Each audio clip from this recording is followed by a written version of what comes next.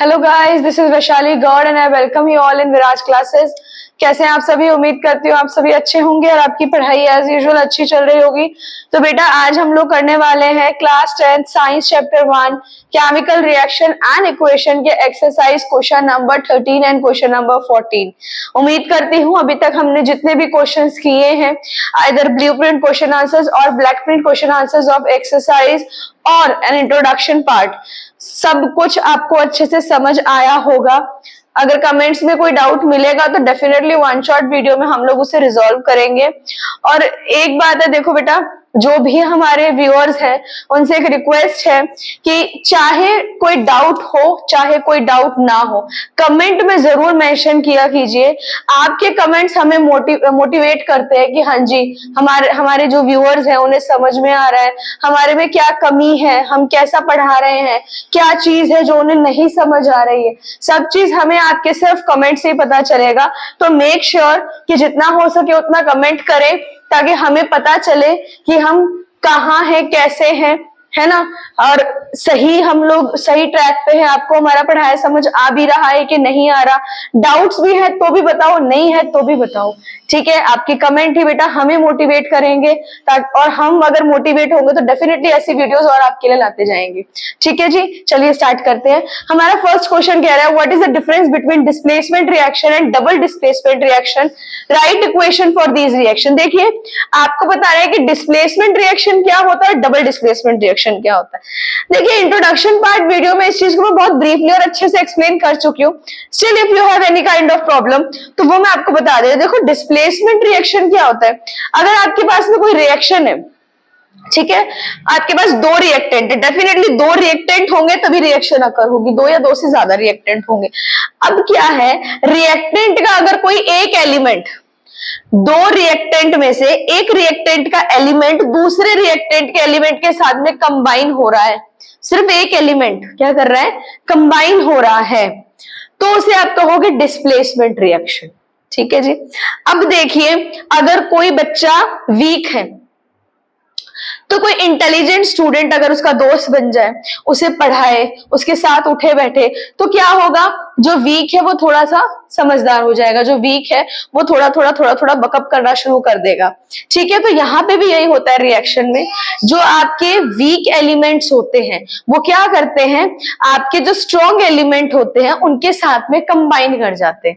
ठीक है जी, और फिर क्या करते हैं, एक नया कंपाउंड बना लेते हैं। तो सीधा सीधा काम यही है, डिस्प्लेसमेंट रिएक्शन में दोनों रिएक्टेंट में से कोई एक रिएक्टेंट का कोई एक एलिमेंट दूसरे रिएक्टेंट के एलिमेंट के साथ में जुड़कर एक नया प्रोडक्ट बना लेते हैं। समझ में आ गया डिस्प्लेसमेंट रिएक्शन। तो डबल डिस्प्लेसमेंट रिएक्शन क्या होता है भाई, डबल डिस्प्लेसमेंट रिएक्शन में क्या होता है कि आपके जो दो रिएक्टेंट्स हैं, ठीक है, वो दो रिएक्टेंट्स भी दो कंपाउंड है, मतलब वो भी किसी दो एलिमेंट से मिलकर बने हुए होंगे। तो अब क्या होंगे, वो दोनों रिएक्टेंट और वो दोनों एलिमेंट्स क्या करेंगे, एक दूसरे से इंटरचेंज हो जाएंगे। उन्हें क्या कहा जाएगा, डबल डिस्प्लेसमेंट। मतलब डिस्प्लेसमेंट तो हो रही है, पहले एक आयन डिस्प्लेस हो रहा था, अब क्या है, दोनों रिएक्टेंट के दोनों आयन्स एक दूसरे में क्या हो रहे हैं, डिस्प्लेस हो रहे हैं। That is double displacement reaction. समझ आ गया, इजी था।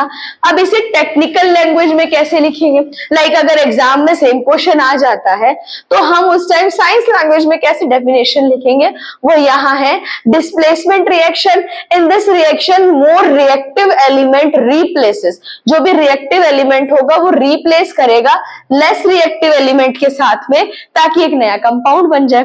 ठीक है जी। अब अगर हम यहाँ पे बात करें, देखो एक Cu है, एक SO4 है, एक Zn है। ठीक है, अब क्या हो गया, ये Zn और SO4 ने मिलकर एक कंपाउंड बना लिया। देखो दो ही आपके पास में रिएक्टेंट है, एक CuSO4 और Zn, दो रिएक्टेंट है। दोनों रिएक्टेंट में से एक रिएक्टेंट के एलिमेंट ने दूसरे रिएक्टेंट के एलिमेंट के साथ में जुड़कर एक कंपाउंड बना लिया ZnSO4। ये होता है आपका डिस्प्लेसमेंट रिएक्शन। समझ में आ गया बेटा, वही बात जो मैंने अभी आपको बोली। डबल डिस्प्लेसमेंट रिएक्शन की डेफिनेशन देखिए, in this reaction two atom और a group of atom switch places to form new compound. मैंने आपको क्या बोला था कि दोनों एलिमेंट के दोनों कंपाउंड के एलिमेंट क्या करेंगे, अपनी प्लेस से क्या हो जाएंगे, डिस्प्लेस हो जाएंगे। दो एलिमेंट्स डिस्प्लेस हो रहे हैं, इसीलिए हम बोलते हैं डबल डिस्प्लेसमेंट रिएक्शन। अगर इसको हम रिएक्शन के फॉर्म में समझे तो देखिए, एक रिएक्टेंट आपका ये है और एक रिएक्टेंट आपका ये है, ठीक है जी। अब एक रिएक्टेंट में एक एलिमेंट Na2 आ गया, एक SO4, दूसरी रिएक्शन की बात, दूसरे कंपाउंड की बात करें BaCl2। अब ये दोनों क्या कर रहे हैं, रिप्लेस होंगे। Na किसके साथ में रिप्लेस हो जाएगा, Cl के साथ में, और Ba किसके साथ में रिप्लेस हो जाएगा, SO4 के साथ में। अब नए कंपाउंड्स बन रहे हैं BaSO4 और 2NaCl। क्लियर है, समझ में आ गया? क्या ये क्वेश्चन आपको क्लियर हुआ कि डिस्प्लेसमेंट और डबल डिस्प्लेसमेंट रिएक्शन में क्या फर्क है, और अगर उसे एग्जाम्पल की तरह से समझाना है तो कैसे समझा पाएंगे? क्लियर हो गया कंसेप्ट? चलिए नेक्स्ट क्वेश्चन पे मूव करते हैं। नेक्स्ट क्वेश्चन बेटा आपको क्या कह रहा है, in the refining of silver the recovery of silver nitrate solution involve displacement of copper metal, write down the reaction involve. आपको क्या करना है, इन्होंने दो चीजें बोली है। देखो, अगर मैं इसको सॉल्व करने लगूं तो इन्होंने आपको क्या चीज बोली है कि आप क्या कर रहे हो, सिल्वर की रिफाइनिंग कर रहे हो, ठीक है। तो आपको क्या मिला, सिल्वर नाइट्रेट, सिल्वर नाइट्रेट का सॉल्यूशन।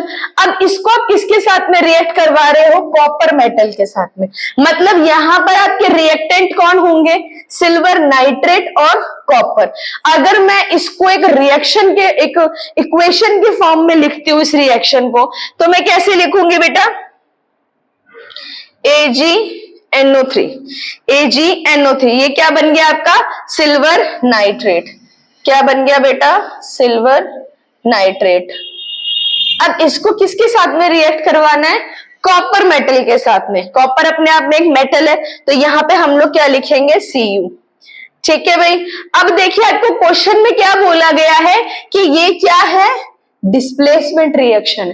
क्वेश्चन में बहुत बड़ा आपको हिंट मिला है, recovery of silver nitrate solution involve displacement bye, displacement reaction हो रही है। तो डिस्प्लेसमेंट रिएक्शन क्या बोलती है सॉरी, डिस्प्लेसमेंट रिएक्शन बोलती है आपको कि कोई भी एक मेटल का आयन क्या होगा, दूसरे आपके एलिमेंट के साथ में कंबाइन होगा। तो यहां पर क्या बन रहा है, देखो CuNO3 और Ag आपका क्या हो जाएगा, अलग। तो आपके पास में क्या बनेगा, CuNO3 और क्या बनेगा आपके पास में, कॉपर। अब देखिए आपको क्या बोला है, सिल्वर नाइट्रेट सॉल्यूशन है, तो यहां पर क्या आ जाएगा बेटा, 2 आ जाएगा। यहां पर क्या आ जाएगा, 2, क्योंकि सिल्वर नाइट्रेट का सॉल्यूशन है ना। तो सिल्वर जब नाइट्रेट के साथ होगा तो 2 एलिमेंट्स आएंगे, तो सिल्वर के 2 एलिमेंट्स आएंगे आपके पास में। सॉरी, ये Ag अलग होएगा। तो आपके पास में देखिए क्या है, NO3 के कितने हैं आपके पास में, 2। यहां पर NO3 कितना है आपके पास में, ओनली 3। अब इस इक्वेशन को बैलेंस करने के लिए हम क्या करेंगे, बाहर 2 लगा देंगे। क्या आपकी इक्वेशन बैलेंस हो गई, Cu अकेला यहाँ है, यहाँ पर भी Cu है, यहाँ पे Ag 2 है, यहाँ पर Ag 1 है। इसको बैलेंस करने के लिए हम क्या करेंगे, यहाँ पर 2 लगा देंगे। ठीक है जी। NO कितना है, NO3 कितना है आपके पास में, 2। यहाँ पे NO3 कितना हो गया, 2। तो ये आपकी पूरी पूरी रिएक्शन बन गई, ये आपका आंसर है। क्वेश्चन ने क्या बोला है आपको अच्छे से देखो, आपने सिल्वर की रिफाइनिंग करी है। सिल्वर की रिफाइनिंग करते वक्त आपने क्या किया है, सिल्वर नाइट्रेट सॉल्यूशन, ये रहा आपका silver nitrate solution AgNO3, 2AgNO3। इसको आपने क्या किया है, किसके साथ में रिएक्ट करवाया है, कॉपर मेटल के साथ में। कॉपर का सिंबल क्या होता है, Cu। तो ये लीजिए कॉपर मेटल आ गया। अब इसने क्या इन्वॉल्व किया है, डिस्प्लेसमेंट रिएक्शन बनाई है।